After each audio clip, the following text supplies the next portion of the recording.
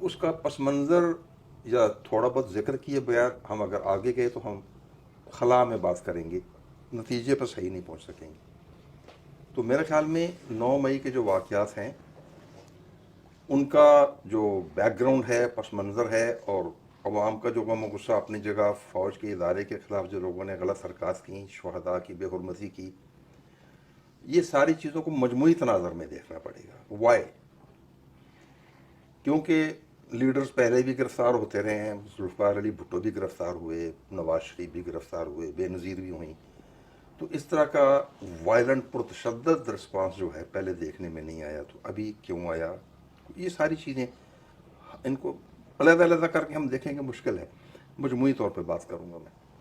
میرا تجزیہ، میرا ذاتی تجزیہ ہے، ممکن ہے آپ اس سے اتفاق نہ کریں، لیکن بہرحال دیکھیے اصل بات جو ہے کہ ابھی جن چیزوں کے اوپر ہمارا فوجی قومی ادارہ جو ہے وہ پرنگیختہ ہے جینونلی، وہ 3 چیزیں ہیں۔ ایک قومی املاک کا نقصان، دوسرا ڈیفنس انسٹالیشن، ڈیفنس اورینٹڈ ساری انسٹالیشنز تھیں وہ، اور ادارہ جاتی نقصان، کور کمانڈر کے گھر میں جا کے آپ نے اگر توڑ پھوڑ کی تو اس سے بڑا اور کون سا اہم مقام ہو سکتا تھا لاہور میں جہاں وہ جاتے، تو وہ بھی ان کی زد سے نہیں بچا۔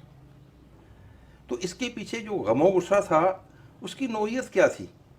کیا صرف عمران خان کا اریسٹ ہو جانا ہی غم و غصے کا اظہار تھا، یا اس کے علاوہ کچھ اور چیزیں بھی ہیں کنٹریبیوٹنگ فیکٹرز؟ میں چونکہ فوجی ہوں، اور فوجی ایک بار جب ہوتا ہے تو وہ فوجی ہی رہتا ہے، تو 60 سال پہلے، 58 سال پہلے میں سیالکوٹ کے محاذ پر ایک نوجوان کیپٹن کے طور پر جنگ میں فزیکلی شریک تھا، اور عقیدت اور احترام کا یہ رنگ تھا کہ لوگ چلتی ہوئی جیپ کو ہاتھ لگا کے چوم لیتے تھے، اور میں اب بھی جب واقعہ بیان کرتا ہوں تو میری آنکھوں میں آنسو آ جاتے ہیں کہ محبت اور عقیدت اس سے بڑھ کر کیا اس کا اظہار ہوگا۔ تو اب اگر میں دل سے سوچوں کہ کیا آج بھی وہی حالت ہے، تو اندر سے جواب ملتا ہے کہ یس، فوج کے ادارے کے ساتھ کچھ نہ کچھ آپ کا جو ولولہ ہے وہ تو رہتا ہے، کیونکہ فوج آپ کی محافظ ہے، اس کی ذمہ داریوں میں شامل ہے۔ میاں نواز شریف نے جن باجوہ کا نام لے کر ان کو بولا کہ تمہیں جواب دہ ہونا پڑے گا، تو فرسٹ ٹائم کسی فوجی افسر کا نام لے کر اس کو چیلنج کیا گیا۔ یہ جو آج وزیر دفاع ہیں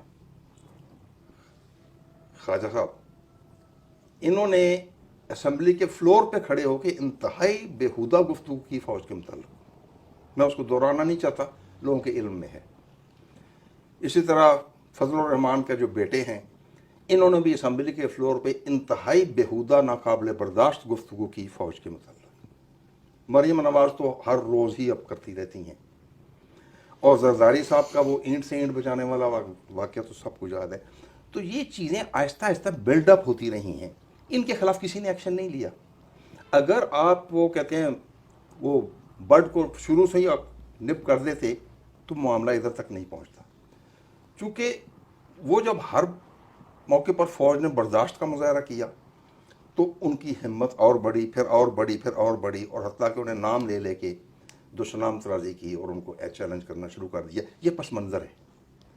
تو اس سے پھر یہ ہوتا ہے کہ یار ان کو تو اجازت ہے، ہمیں کیوں اجازت نہیں ہے؟ ہمارا کوئی کیا بگاڑ لے گا؟ یہ میں ایک اپنا تجزیہ پیش کر رہا ہوں۔ اب سوال آ گیا 9 مئی کے بعد کے واقعات۔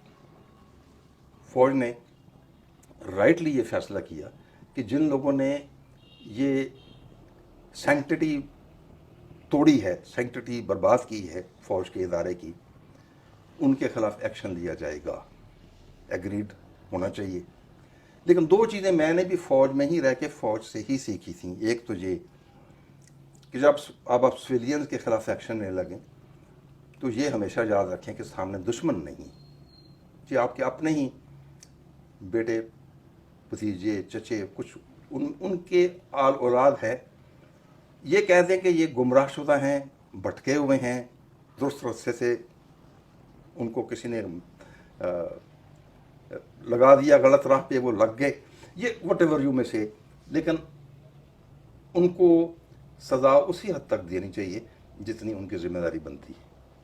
نمبر 2، ایک اور اصول بتایا گیا تھا فوج میں، فوج سے سیکھا تھا کہ لا آف منیمم فورس، کہ کم سے کم قوت استعمال کی جائے، کیونکہ وہاں دشمن نہیں ہے. دشمن نہیں ہے کہ آپ نے شوٹ ٹو کل والا کام کرنا ہے، تو ہم نے شوٹ ٹو کل نہیں کرنا، ان کی اصلاح کرنی ہے. تو ہمارا رویہ تعزیری بھی ہو سکتا ہے سزا والا، اور تعمیری بھی ہو سکتا ہے اور اصلاحی بھی ہو سکتا ہے. تو میرے خیال میں تعمیری اور اصلاحی رویے کو تعزیر کے ساتھ بیلنس کر کے دیکھا جائے کہ اتنے سارے لوگوں کا فیوچر برباد نہ ہو جائے، ان کا تعلیمی کیریئر برباد نہ ہو جائے، پروفیشنلزم ان کا ختم نہ ہو جائے، ان کی ماں بہن بچے گھروں میں رو رہے ہیں، ان کے گھر فاقے نہ شروع ہو جائے. تو یہ انصاف کیجئے احسان کے ساتھ. اور احسان کا مطلب یہ ہے کہ کسی کو وہ دینا جو وہ ڈیزرو نہیں کرتا، اس کے ڈیزرو کرنے سے تھوڑا بہتر اس کو دے دے سلوک. تو اس سے فوج کے لیے بہتر جذبات پیدا ہوں گے. میں بحیثیت فوجی کی بات کر رہا ہوں کہ وہ عقیدت آپ نے ری ارن کرنی ہے، تو اس کا طریقہ یہی ہے کہ آپ سزا دیں. جو خاص بیچ میں سرکردہ لوگ ہیں، جو اس چیز کے للکارنے والے، جو خاص طور پہ لوگوں کو ترغیب دینے والے، لیکن مجموعی طور پر لوگوں کو تعزیر کے ساتھ اصلاح اور تعمیر کا پہلو ذہن میں رکھیں. یہ ہو گیا جی. اب رہ گیا سیاسی پہلو، جس میں بالکل کوڑا ہوں، کیونکہ سیاست میں تو میں نے کبھی حصہ نہیں لیا. لیکن بحیثیت پاکستانی میرا سیاست سے اتنا ہی حصہ ہے کہ اگر کبھی الیکشن ہوئے تو شاید میں جا کے ایکس وائی اور زیڈ پارٹی میں سے کسی ایک کو ووٹ ڈالاؤں گا. سارے کیریئر میں نے 2 بار ووٹ ڈالا ہے. ابھی 80 سال سے بیشتر میری عمر ہو گئی ہے، تو شاید ایک ووٹ اور ڈالوں گا. اس سے زیادہ میں کسی پارٹی ورکر تو نہیں ہوں، نہ میں کسی کے قول و فعل کا ذمہ دار ہوں. لیکن بحیثیت ایک پاکستانی بعض چیزیں تو میں بھی سوچتا ہوں کہ کہیں ہم لا علمی میں کوئی غلط قدم تو نہیں اٹھا رہے. مقصد یہ ہے کہ مثال دیتے ہوئے اچھا تو نہیں لگتا، لیکن ماضی سے کبھی کبھی کچھ سیکھ بھی لینا چاہیے کہ سن 71 میں ہم سے کیا غلطیاں ہوئیں، اور آج ہم سب کہتے ہیں مجیب الرحمان کی ڈیمانڈز تو ٹھیک تھیں، ہم نے ہی اس کی جو ڈیمانڈز کو نہیں مانا، ورنہ شاید پاکستان آج ایک ہی ہوتا. تو اب جو حالات موجودہ ہیں، اس میں کیا ہم میجورٹی کی جو خواہشات ہیں اس کو یک طرف رکھتے ہوئے اپنا فیصلہ ان پہ مسلط کریں گے؟ جو مین پوائنٹ آف کنٹینشن ہے، جس کے اوپر کسی کا بھی کوئی اعتراض نہیں یا کوئی اختلاف نہیں، وہ یہ ہے کہ آئین کی روح سے 90 دن کے اندر الیکشن ہونے چاہیے تھے. وہ ابھی بھی معاملہ زیر بحث ہے کورٹس میں. وہ الیکشن اگر نہیں ہو رہے تو وائی ناٹ؟ اب ایک بے بسی کی انتہا ہے نا کہ ایک پارٹی ہے، کسی کی بھی ہے، وہ اپنی میجورٹی ثابت کرنے پہ تولا ہوا ہے، دوسرے اس کو کسی صورت میجورٹی پارٹی تسلیم کرنے کو تیار نہیں ہے. تو by foul and fair means دے کہتے ہیں اس کو کسی صورت نہیں آنے دینا. تو یہ تو پھر فیئر نہ ہوا. اب وہ میں بتا رہا ہوں کہ وائی لوگوں کے بیچ میں یہ جذبہ جو ہے اشتعال کی حد تک کس لیے پہنچا ہوا ہے کہ پھر ہمارے پاس کون سا طریقہ ہے اپنی رائے کے اظہار کا؟ الیکشن ہوگا تو پھر ہم جائیں گے نا ووٹ ڈالیں گے. اگر آپ الیکشن ہی نہیں ہونے دیتے تو دین واٹ؟ ظاہر ہے اس کا جواب میرے پاس تو نہیں. آپ کتنی دیر الیکشن کو روکیں گے؟ اکتوبر میں بھی ہو جائیں گے یا اگلے اکتوبر میں جا پڑیں گے؟ آئین میں اجازت ہے نہیں ہے کہ نظریہ ضرورت نے پھر اپلائی ہونا ہے؟ آئی ہیو نو نالج کہ جو اصحاب اقتدار ہیں ان کے ذہن میں کیا پلان ہے. But one thing is sure کہ آرٹیفیشلی 2 چیزیں نہیں ہو سکتی. آپ ناپسندیدہ لوگوں کو پسندیدہ نہیں بنا سکتے آرٹیفیشلی. نمبر 2 کہ لیڈرشپ لوگوں کے اوپر مسلط نہیں کی جا سکتی. ایک ان کی خواہشات کو آپ دبا نہیں سکتے، دوسرا لیڈرشپ ان پہ مسلط نہیں کر سکتے. ایسٹ پاکستان میں بھی جو کوشش ہوئی تھی الیکشن کے درمیان میں پھر ری الیکشن کرنے کا ایک پروگرام بنا، ان کو بہت کچھ ہوا، میں اس پوری تفصیل میں نہیں جاتا. لوگوں کو ٹاسک ملا کہ جی آپ نے اتنی سیٹیں اس کو دلوانی ہیں، اتنی اس کو دلوانی ہیں، اتنی اس کو دلوانی ہیں. اور پتہ ہے وہاں کیا ہوتا تھا؟ جو عوامی لیگ تھی، جو بندہ نامینیٹ ہوتا تھا الیکشن کے لیے اس کو ایک پارسل بھیجتے تھے. اس میں ایک کفن کا کپڑا ہوتا تھا، بیچ میں مشک کفور کی ایک شیشی ہوتی تھی، اور وہ بندہ نا ادھر ہی سب کچھ پھینک کے کہتا تھا میں نہیں لڑتا الیکشن. خدا نخواستہ اس نوبت تک میں نہیں توقع کرتا کہ یہ بات جائے گی، لیکن جب موب مینٹیلٹی ہوتی ہے تو اس کو پرڈکٹ کرنا بڑا مشکل ہے. جب ایک مجموعی گروہ جو ہے وہ اشتعال پہ تلا ہوا ہو یا اس کے جذبات مشتعل ہوں تو پھر بہت مشکل ہے کہ آپ پرڈکٹ کر سکیں گے یہ کیا کریں گے، آئندہ کیا کریں گے. یہاں سے آپ مستقبل کو کیسے دیکھتے ہیں؟ مستقبل میں جس طرح بھی بڑی تیزی کے ساتھ پی ٹی آئی کو لوگ چھوڑ رہے ہیں، یہ تو ایک چیز سامنے دکھائی دے رہی، لیکن کیوں چھوڑ رہے ہیں اور کیسے چھوڑ رہے ہیں یہ دکھائی نہیں دے رہی، محسوس کی جا سکتی ہے. عمومی امپریشن یہ ہے، میں بھی ایک سٹیزن کے طور پہ بتا رہا ہوں، عمومی الیکشن یہ ہے کہ دس از انڈر ڈیوریس. مثلا کسی خاتون نے کہا کہ مجھے اپنی بیٹی کا مستقبل بڑا عزیز ہے. کسی نے کہا کہ اگر نہیں تم اعلان کرو گے تو ہم تمہارے بیٹے کو سیٹ لائیں گے، وہ 13 سال کا بچہ ہے اس کو لے آئیں گے. تو ان خواتین نے یہ سوچا کہ اپنا بچوں کا بھی مستقبل داؤ پہ لگانے کے بجائے بہتر ہے کہ سیاست سے جان چھڑا لی جائے، جو کم از کم وقتی طور پر. یہ تو آن ریکارڈ ہے نا. پرسوں ایک جج صاحب نے بولا کہ آپ جب تک اعلان نہیں کریں گی پریس کانفرنس کریں اور جائیں، جان آپ کی چھوٹے، جب تک آپ پریس کانفرنس نہیں کریں گی آپ کی جان نہیں چھوٹ رہی. دس از آن ریکارڈ، اخبار میں آ چکا ہے. تو اس کا مطلب یہ ہے کہ انڈر ڈیوریس آپ لوگوں کو مجبور کر رہے ہیں کہ پی ٹی آئی کو چھوڑ دو. چھوڑ رہے ہیں گے، وقتی طور پہ چھوڑ دیں گے. پی ٹی آئی کو آپ محدود کر دیں گے 50-60 سیٹوں تک، جو صورتحال دکھائی دے رہی ہے. پھر وہ پی پی پی اور مسلم لیگ اور فضل الرحمان گروپ یہ مل کے تو ایک کوئلیشن گورنمنٹ بنا لیں گے. کتنی دیر وہ چلے گی؟ آپ جب بھی میجورٹی کی توقعات اور خواہشات کے خلاف کوئی آرٹیفیشل کام کریں گے، مصنوعی کام کریں گے، اس کی کامیابی کا کوئی امکان نہیں. تو اگر مستقبل، پاکستان کے مستقبل کو نظر میں رکھنا ہے تو ہر کام کو فطری طریقے سے ہونے دیجیے.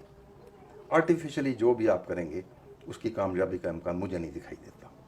ابھی لیٹلی ہم نے ایک باغی بلوچ کو پکڑا ہے، اس کا پورا نام شمبے سم تھنگ، امام شمبے، گلزار امام شمبے، اور اس کے اوپر قتل و غارت کے بے پناہ مقدمات ہیں، آرسن کے بھی، سیبوٹاج کے، لوٹ مار کے، قتل و غارت کے.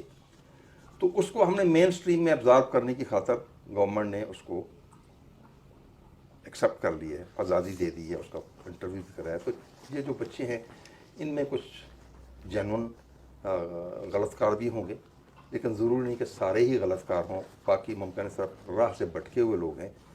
تو ملک کے اوور آل مفاد میں ان کو بھی ری ابزارو کرنے کا جو راستہ ہے اس کو بھی زیر غور رکھا جائے تو کوئی حرج نہیں. دوسری چیز، جہاں تک فوج کا سیاست میں ہونے یا نہ ہونے کا تعلق ہے، بظاہر تو فوج نے اناؤنس کر دیا کہ دس از اے پولیٹیکل پارٹی، ہمارا سیاست سے کوئی تعلق نہیں.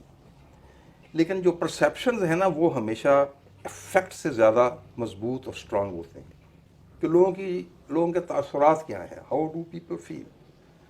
لوگوں کا کور کمانڈر کے گھر پہ حملہ کرنا اور گورنر ہاؤس کو اور چیف منسٹر ہاؤس کو چھوڑ دینا مینز کہ وہ ابھی بھی سمجھتے ہیں کہ ان سب کے پیچھے جو ان کی پشت بنائی ہے وہ فوج کر رہی ہے. تو میں جو کہہ رہا تھا کہ میرا انٹیلیجنس کا تجربہ تو یہی ہے کہ ان کو نہ فوج سے کسی کو دلچسپی ہے، نہ ایک پارٹی کو نہ دوسری پارٹی کو. جب ایک پارٹی اقتدار میں ہوتی ہے تو دوسری پارٹی آپ کے پاس آتی ہے، وہ کہتی ہے ان کو آپ اقتدار سے ہٹائیں اور ہمیں کسی طرح آپ اقتدار دلوائیں. پھر وہ سرگوشی میں کہتے ہیں تمہیں ہم دونوں مل کر ہٹائیں گے. یعنی فوج سے توقعات یہ ہوتی ہیں کہ پہلے تو تم ہمیں تو لاؤ ایک پاور میں، ان کو ہٹاؤ، پھر تمہاری حکومت یا تمہاری جو ہماری سرپرستی ہے، جو اس کا رول ہے، اس سے ہم تمہیں دونوں مل کر ہٹائیں گے. یہی صورتحال ابھی بھی بن رہی ہے. میرے خیال میں ضرورت کی تو ہم نے تقریباً ساری ہی باتیں کر لیں. اگر آپ کے ذہن میں مستقبل اب آپ یہاں سے آئندہ آنے والے چند سال کیسے دیکھتے ہیں؟ میرے لیے تو یہ سال زیادہ اہم ہے فی الحال فوری طور پر، کہ اب اگر کون سے فیصلے کیے جائیں گے اور ان کے نتائج کیا نکلیں گے. میں اتنا صرف ریکمینڈ کر سکتا ہوں، میری سفارشات میں ہے کہ فیصلے غصے کے عالم میں جو کیے ہوئے فیصلے ہوتے ہیں وہ عموماً درست نہیں ہوتے. احادیث مبارک بھی یہی کہتی ہیں کہ غصے کے عالم میں کوئی فیصلہ نہ کرو، اور آپ صلی اللہ علیہ وسلم کے فرمان مبارک بھی یہ ہیں، اور عام جو دانشور ہیں ان کا بھی کہنا یہی ہے کہ آدمی کی اصل دیکھنی ہو تو اس کو غصے کے عالم میں دیکھو. تو ہم کوئی غصے میں غلط فیصلے نہ کر بیٹھیں، ہم اپنی اتنی بڑی پاپولیشن کو ایلینیٹ نہ کر دیں، اپنے سے علیحدہ نہ کر لیں. ہم نے قوم کو متحد کرنا ہے، ہم نے ان کو منتشر نہیں کرنا. تو اس لیے جو بھی فیصلہ کیا جائے وہ ایسا ہو کہ سب کو قابل قبول ہو. جانبداری نہیں دکھائی دینی چاہیے اصحاب اقتدار کی، جب وہ جن کے ہاتھ میں پاور ہے. ان کی جانبداری جب دکھائی دے گی تو پھر بے چینی پیدا ہوگی، بے چینی پیدا ہوگی تو سٹیبلٹی نہیں ہوگی، جب سٹیبلٹی نہیں ہوگی تو گورنمنٹ بھی انسٹیبل ہوگی، آپ کی معاشی حالت پہلی خراب ہے، مزید خراب ہوتی چلی جائے گی. تو یہ تو تباہی کا رستہ ہے. استغفر اللہ، ادھر نہیں جانا چاہیے. ہم نے اپنے جذبات کو کنٹرول کرنا ہے، ٹھنڈے دل سے فیصلے کرنے ہیں، اور ان کے جو نتائج ہیں ان کو ذہن میں رکھنا ہے، اور پھر دیکھنا ہے کہ قوم کے لیے بہترین فیصلہ کون سا ہے. 2 چیزیں میں نے پہلے کہیں، دوہرا دیتا ہوں. لوگوں پہ آرٹیفیشل لیڈرشپ مسلط نہیں کی جا سکتی، اور عوام کی جو مجموعی خواہش ہے اس کا اگر احترام نہ کیے جائے تو اچھے نتیجے نہیں نکل سکتے. یہ آج کے لیے بھی ہے، کل کے لیے بھی، مستقبل کے لیے بھی ہے. اور اب ایک جو بہت بڑا تبدیلی ہے کہ آج سے 20 سال پہلے والا پاکستان نہیں ہے. اب لوگوں میں اویکننگ اور طرح کی ہے، شعور اور طرح کا ہے، آزادی کی خواہش اور طرح کی ہے. جو مرضی آپ اس کو سمجھیں، جائز سمجھیں، ناجائز سمجھیں، لیکن اس کو آپ سپریس نہیں کر سکتے. 25 کروڑ عوام میں سے کتنوں کو آپ سپریس کر لیں گے؟ دس از ناٹ فیئر، ناممکن ہے. ہم نے ان کو ساتھ لے کے چلنا ہے، ہم نے ان کو اپنے سے علیحدہ نہیں کرنا، ہم نے مخالفین کا گروہ نہیں کھڑا کرنا. بس جو بھی فیصلہ کرنے والے ہیں ان کو یہ چیز اگر ذہن میں رکھیں گے تو انشاءاللہ اچھا رزلٹ نکلے گا.